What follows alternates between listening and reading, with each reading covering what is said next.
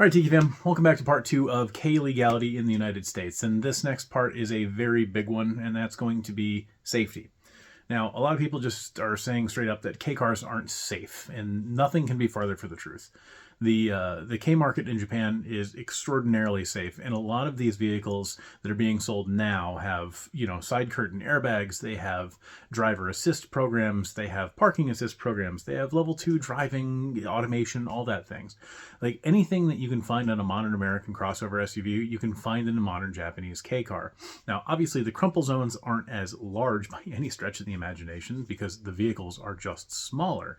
But the most major problem about K car safety and being legal in the United States is how much bigger our vehicles are.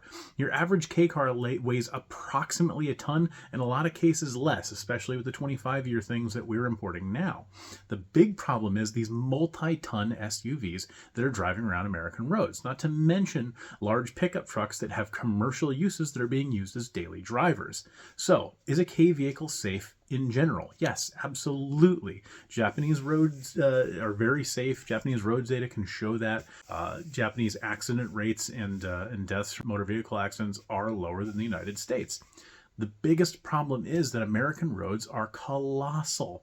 For example, my family and I took a recent trip from Milwaukee to the Outer Banks of North Carolina. It was an 18-hour road trip that we ended up doing in a single shot. Our children were wonderful for that, as was our dog.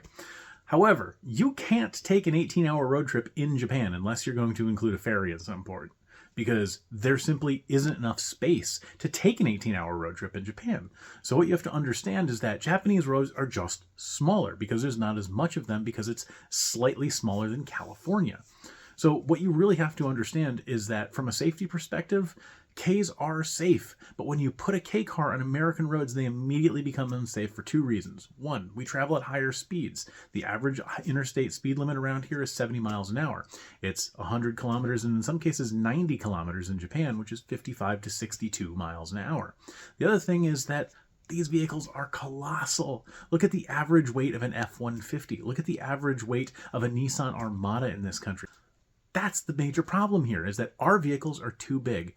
And if this legislation, this declaration, whatever you want to call it, is going to start scaling down American automotive size, so be it. If that is the one good thing that comes out of all of this, please make it be that, because our cars are out of control in size. And if K cars are going to be legal in the United States, we need to turn off the big now.